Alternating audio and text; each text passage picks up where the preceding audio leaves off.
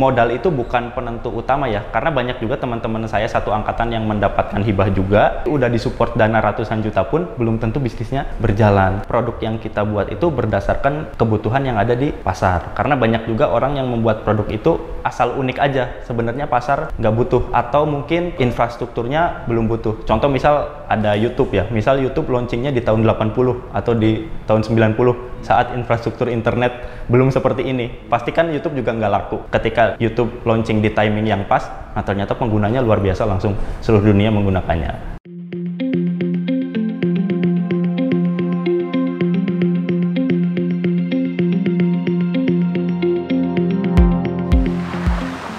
Assalamualaikum warahmatullahi wabarakatuh. Terinspirasi dari kisah Nabi Musa ketika sakit berdoa pada Allah. Kemudian Allah memberi jawaban agar Nabi Musa mengambil tanaman di suatu padang rumput. Singkat cerita, Nabi Musa sembuh dari penyakit. Sampai suatu waktu sakitnya kembali kambuh. Nabi Musa langsung mengambil tanaman di padang rumput. Tapi ternyata kali ini sakitnya tidak sembuh. Maka Nabi Musa pun meminta petunjuk pada Allah. Allah pun memberi jawaban karena Nabi Musa tidak berdoa dan meminta izin. Feed skin natural diformulasikan dari dua unsur, vegan dan rempah jamu. Vegan sebagai simbol dari tanaman yang diambil Nabi Musa, dan secara etimologi jamu adalah doa. Segala hasil, manfaat, dan khasiat sesuai izin dan kasih sayang Allah. Untuk itu, hadirkan doa terbaik sebelum memakai feed skin. Wassalamualaikum warahmatullahi wabarakatuh.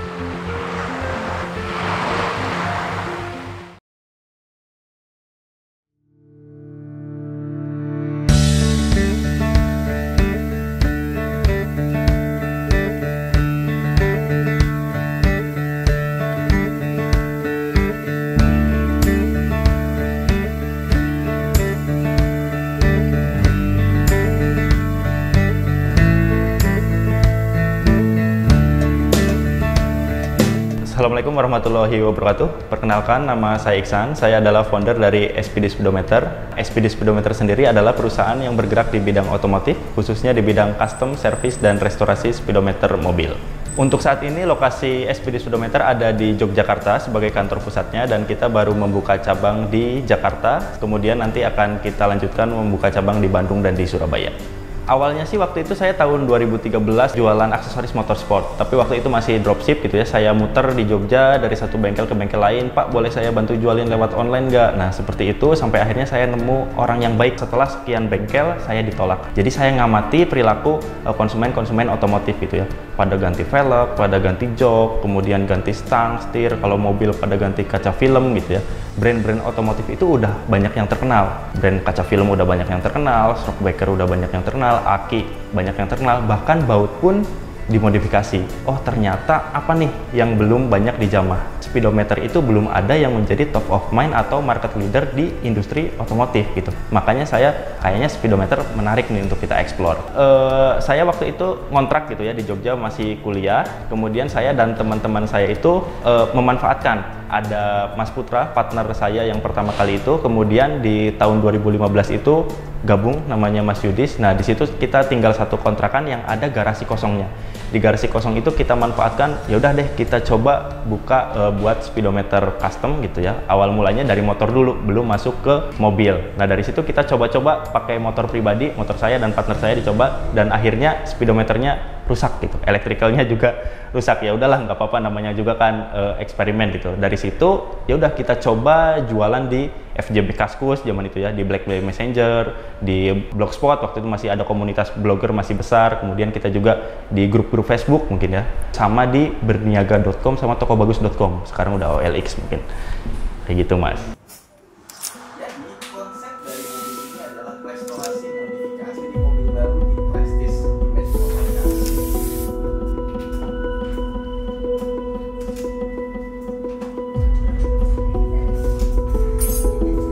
Kalau misalnya otomotif itu emang udah jadi hobi kan dari kecil, jadinya emang seneng ngobrak-ngabrik kendaraan lah, baik ganti apanya, dibenerin apanya. Tapi kalau elektronik memang belajar dari awal, belajar dari buku, dari YouTube. Basicnya sih saya marketing, malah waktu kuliah dulu saya di UGM, kebetulan lanjut di UNY, dua-duanya manajemen pemasaran. Tapi kalau teman saya sendiri memang waktu SMK itu teknik elektro, walaupun lulusnya masuknya di manajemen juga.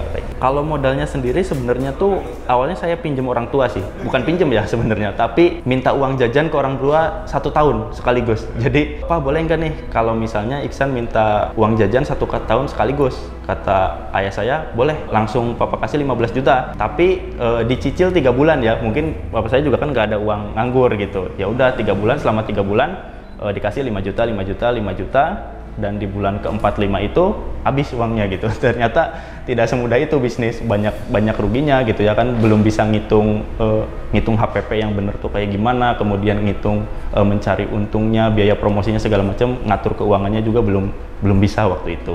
Habis itu baru kita ikut kompetisi bisnis. Ada program kreativitas mahasiswa kategori kewirausahaan waktu itu, kemudian ada program mahasiswa wirausaha, ada dapat 4 juta, dapat 21 juta, sampai akhirnya di tahun 2017-2018 itu saya dapat hibah dari Kemenristek Dikti waktu itu. Sekarang namanya udah Kemendikbudristek ya. Nah, sampai 700 juta rupiah.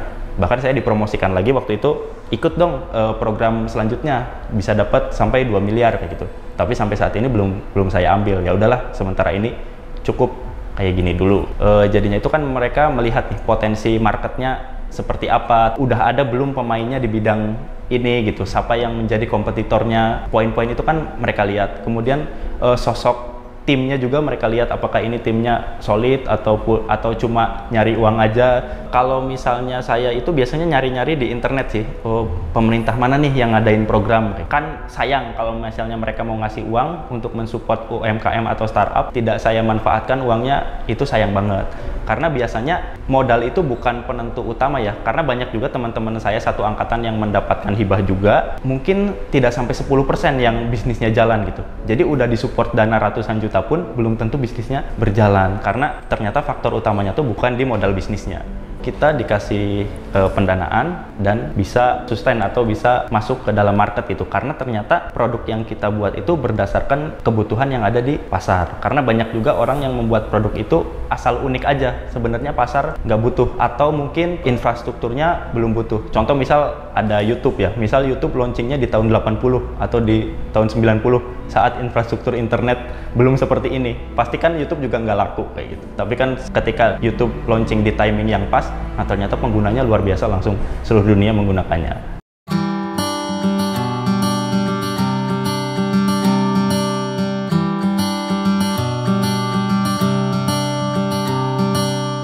Setiap step itu pasti ada ujiannya lah. Contoh di step awal itu kan fase membangun, belum kelihatan ini arah bisnisnya mau kemana. Saya pun pada awalnya disuruh kerja juga sama orang tua. Udahlah, daripada ini ngurusin bisnis yang nggak pasti dan juga belum tentu berhasil, alangkah baiknya kerja dulu aja. Mas Putra juga sama waktu itu, dia kebetulan almarhum ayahnya sakit gitu ya, waktu itu mulai sakit-sakitan dan akhirnya harus pulang ke Banjarnegara. Jadi saya juga cukup kocar-kacir nih, aduh ngurusin ini sendirian gimana.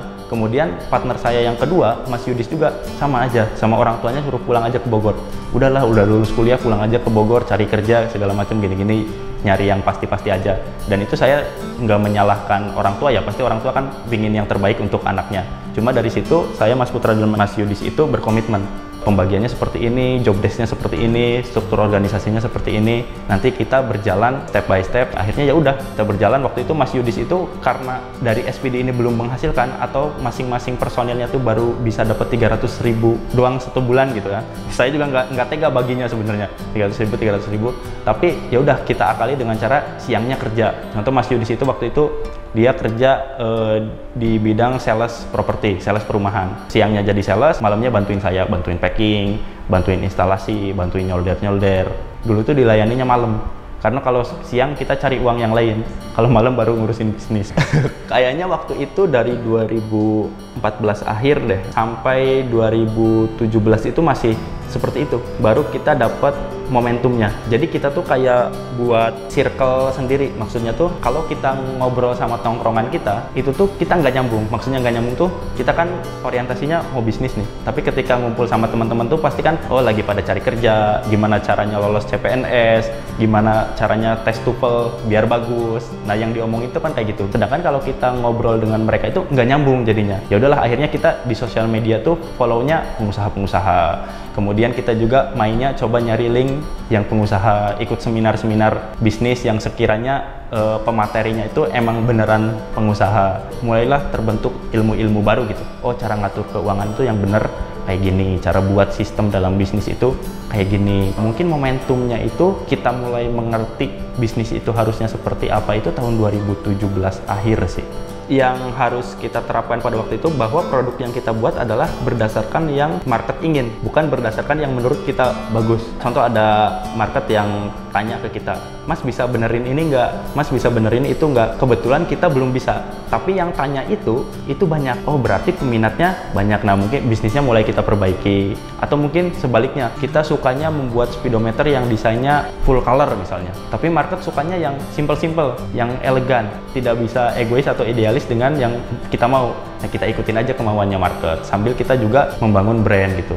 Timnya juga disusun. Kita harus memposisikan tim di posisi yang tepat. Jangan orang nggak bisa jualan dipaksa suruh jualan, orang nggak bisa ngelola keuangan dipaksa suruh ngelola keuangan. Jadi kita harus memposisikan tim di posisi yang tepat. Habis itu kalau bisa minimal ada 3 laporan keuangan, ada laporan neraca, laba rugi, sama arus kas. Itu 3 fondasi utama sih. Habis itu baru lari ke sistemasi, gimana caranya biar bisa buka cabang.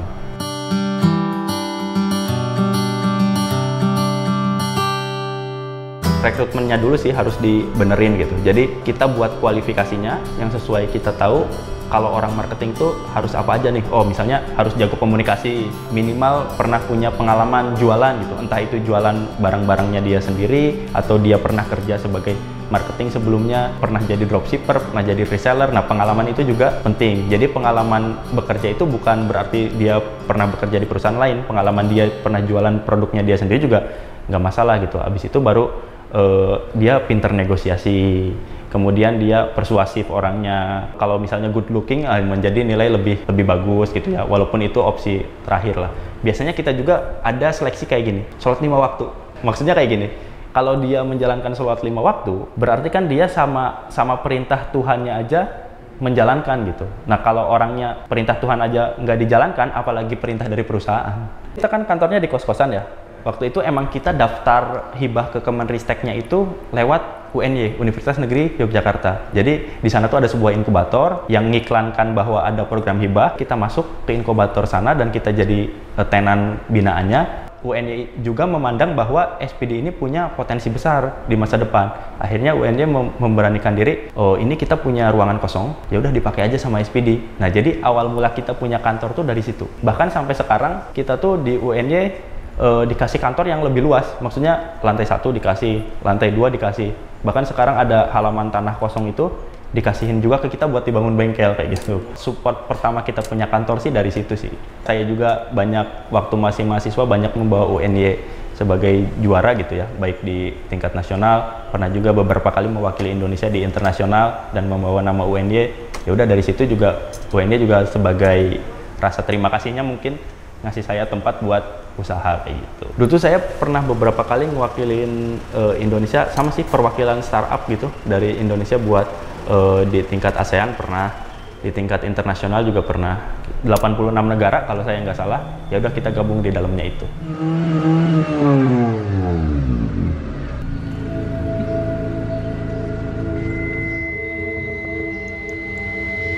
Intinya sih jangan malu, siapa aja kita coba aja kenalan yang berpotensi. Nah, tapi ketika kita mengajak yang kenalan atau partner baru, biasanya kita cari yang satu value atau satu vibrasi. Contoh misal saya nggak mau berpartner sama orang yang mainan riba. Yang kedua, saya nggak mau sama orang yang tipenya dalam tanda kutip kapitalis atau oportunis. Pas mencari ini tuh susah nih. Jadi untuk momentum kedua kan, momentum pertama itu gimana caranya bisnis kita bisa stabil. Tapi saat omset kita udah stuck, berarti langkah selanjutnya gimana cara naikin omset nih. Cara selanjutnya adalah buka cabang untuk memperbanyak omset. Nah, tapi ketika mencari momentum buka cabang ini, otomatis saya harus menggait partner baru kan, atau investor. Nah, ketika saya menggait partner baru atau investor ini, banyak yang nggak cocoknya. Dari BUMN pernah masuk, tapi saya kurang cocok kayak gitu. Dari perusahaan swasta pernah masuk, ketika beberapa kali ketemu, meeting, pitching, nggak cocok. Ada beberapa, ada yang tipenya angel investor juga ada yang tipe-tipenya corporate atau venture capital juga nggak cocok juga. Sampai akhirnya saya ketemu sama Mas Ridwan Hanif ini. dan akhirnya cocok. Kita tuh pertama kali tatap muka langsung mutusin ya udah kita kerjasama gitu. Kita belum pernah makan bareng, belum pernah berteman dekat, traveling bareng, belum pernah. Pertama tatap muka ya udah langsung aja kerjasama gitu. Dan sampai saat ini pun saya belum tanya kenapa Mas Ridwan mau pada saat itu. Sebenarnya awal mula kenal Mas Ridwan itu 2018. Saya pingin endorse karena kan saya sama teman-teman itu suka otomotif ya. Jadinya influencer otomotif kan kita tahu, tapi nggak punya duit nih buat endorse kan. Ya udah, saya hubungi manajernya Mas Ridwan waktu itu. Saya hubungi lewat email juga. Intinya saya bilang, Mas kita mau endorse tapi kita masih UKM. Boleh nggak harganya dikurangi kayak gitu. Mas Ridwan dengan berbaik hati, ya udah nggak apa-apa deh, bayarnya 50% aja. Endorse selesai, di tahun 2019 tiba-tiba Mas Ridwan DM, Mas saya ada kontes modifikasi nih, bisa nggak bantu support speedometer kayak gitu, tolong desainin seperti ini, nanti saya bantu segala macam. Ini belum ketemu posisinya, belum ketemu 2020, belum ketemu juga, ketemu tuh malah di 2021. Bahkan saya kenal deket sama Mas Ridwan tuh belum ada 3 bulan dari sekarang. Pertama ketemu, dan itu pun nggak lebih dari setengah jam, langsung diputusin, oke ya udah kita kerjasama, nanti saya support tempat, dana segala macam, langsung aja kita buat grup WhatsApp buat diskusi, nanti kita meeting lewat Zoom, lewat Google Meet segala macam. Kalau butuh ketemu kita ketemu. Ya udah seperti itu, jalan aja gitu. Saya juga sampai sekarang masih bingung.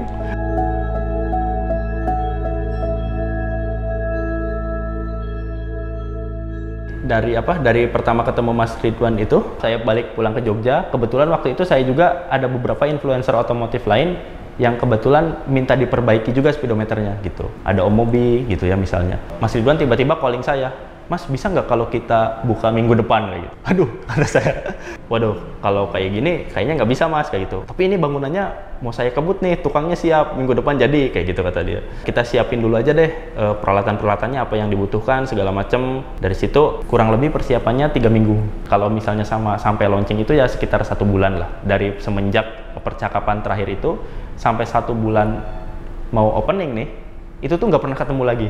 Ketemunya itu pas saya ke Jakarta, 3 hari lagi mau buka, nah itu baru kita ketemu lagi. Saya sih percaya ya, saya sama tim saya itu percaya kalau misalnya kita berperilaku baik sama orang lain, nanti kita akan ditemukan dengan orang-orang yang baik juga gitu.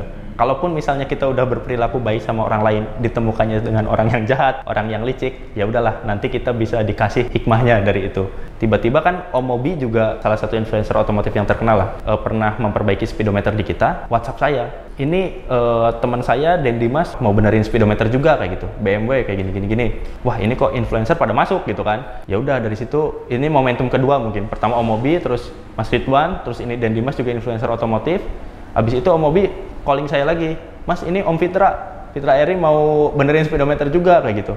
Wah ini malah Om Mobi marketing gratis nih. Jadi Om Mobi itu sering upload SPD di YouTube, sering upload di Instagram. Tiba-tiba Om Fitra datang lagi, janjian sama Mas Ridwan buat benerin Mercy-nya dia di sini. Saya kan bilang sama Om Fitra, Om kayaknya kita mau buka di Jakarta sama Mas Ridwan. Oh ya udah bagus deh kalau gitu, saya nggak usah ke Jogja segala macam. Ya udah Om Fitra kesini, dia bikin konten YouTube, tambah booming lagi dari situ kayak gitu. Jadi Om Fitra masuk itu, wah waiting list-nya udah banyak banget gitu, karena yang nonton di YouTube-nya Om Fitra juga lumayan banyak.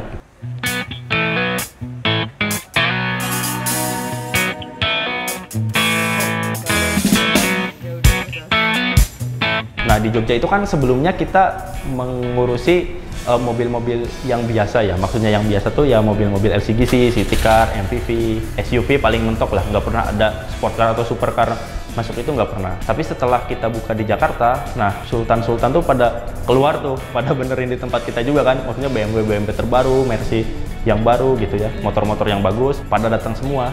Nah di Jogja itu 1 bulan itu udah full, baik yang order online maupun yang offline. Di Jakarta ini 2 minggu udah full juga. Nah kemungkinan kan kalau misalnya ada yang mau masuk lagi, bisa masuknya ya setelah 2 minggu ini kayak gitu. Makanya kita rencana sekarang mau tambah SDM lagi biar bisa menampung lebih banyak orang per harinya. Kita juga nggak nyangka sebelumnya ya, maksudnya kita kenal sama Mas Ridwan Hanif, akhirnya kita buka di Jakarta, tapi ternyata Mas Ridwan itu menghubungi relasi-relasinya dia juga. Kamu mau nggak buka di Bandung, misalnya di Surabaya? Ya udah akhirnya relasi-relasinya Mas Ridwan itu, saya mau deh di Bandung gitu, saya mau deh di Surabaya. Saya nggak ada presentasi usaha saya seperti apa, saya juga nggak ada kenalan dengan mereka atau makan bareng, meeting juga nggak ada. Tiba-tiba ya udah Mas Ridwan hubungi, bulan depan kita buka di Bandung.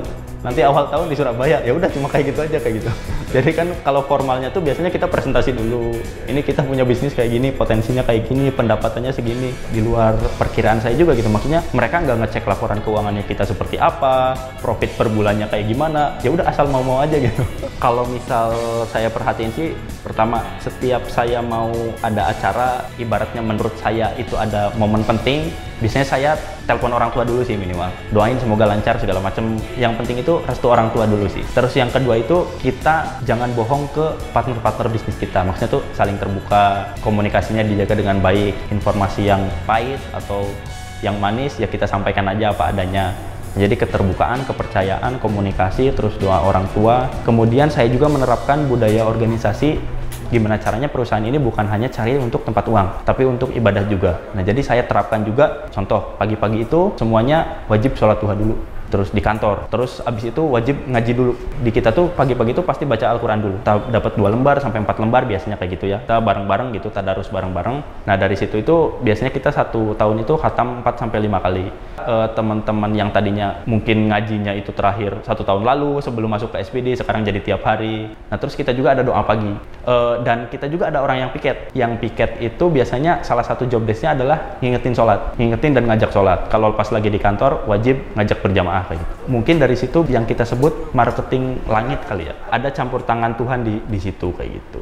Kenapa kita seperti dimudahkan kayak gitu.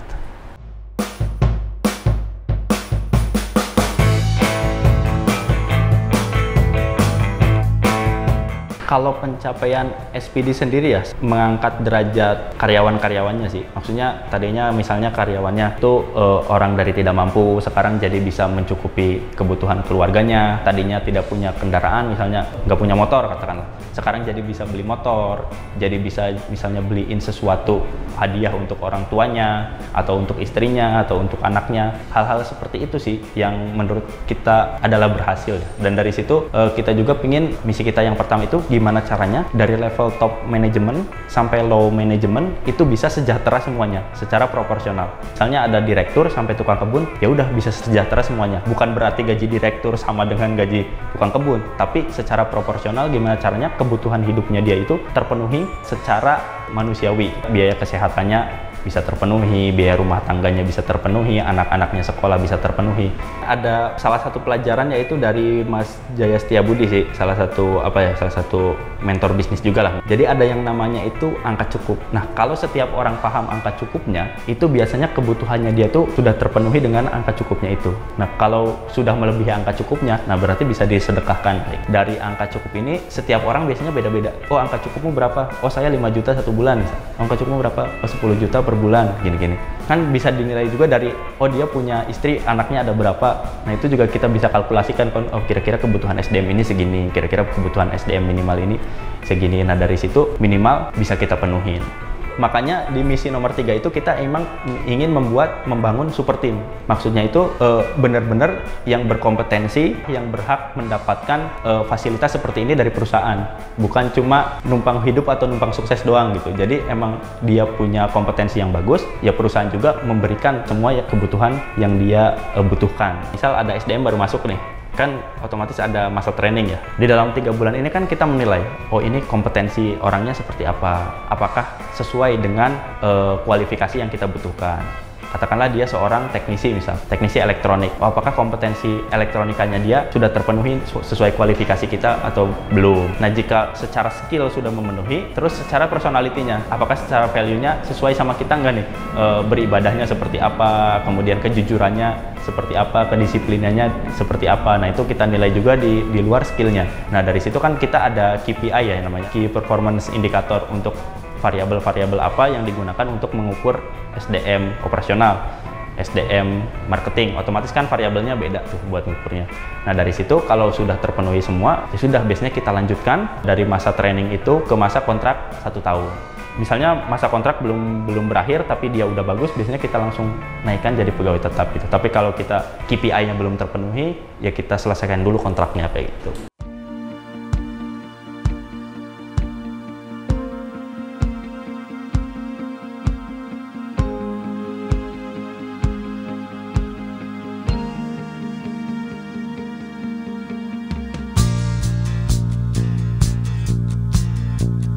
Kalau visinya sendiri tuh menjadi top of mind dan market leader di industri speedometer sih.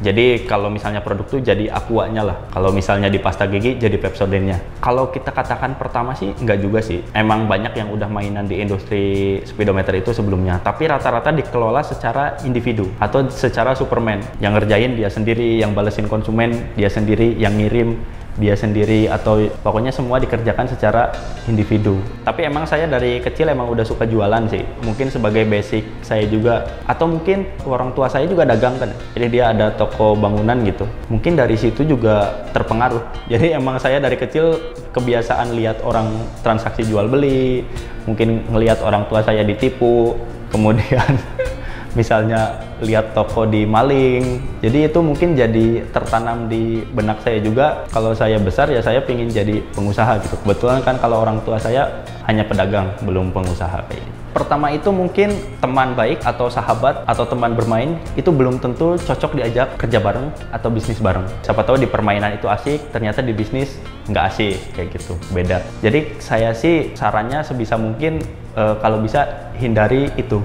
Kalau bisa proses rekrutmen aja gitu, atau proses orang yang baru kenal tapi kompeten, ya udah kita ajak kerja bareng. Terus yang kedua itu jangan berpatokan apa-apa itu modal uang. Kan kalau zaman sekarang kita bisa mulai dulu dari dropshipper dulu, kita jualan produk orang lain dulu. Saya juga kan dulu pertama nggak pakai modal, jualan produk orang lain dulu waktu jualan aksesoris otomotif. Modalnya cuma handphone sama kuota aja gitu, moto atau video coba posting segala macam. Nah jadi jangan berpatokan modal itu cuma uang, karena orang-orang yang dapat hibah sama seperti saya aja tidak berhasil semuanya. Yang berhasil jadi usahanya tuh hanya 10%-nya aja.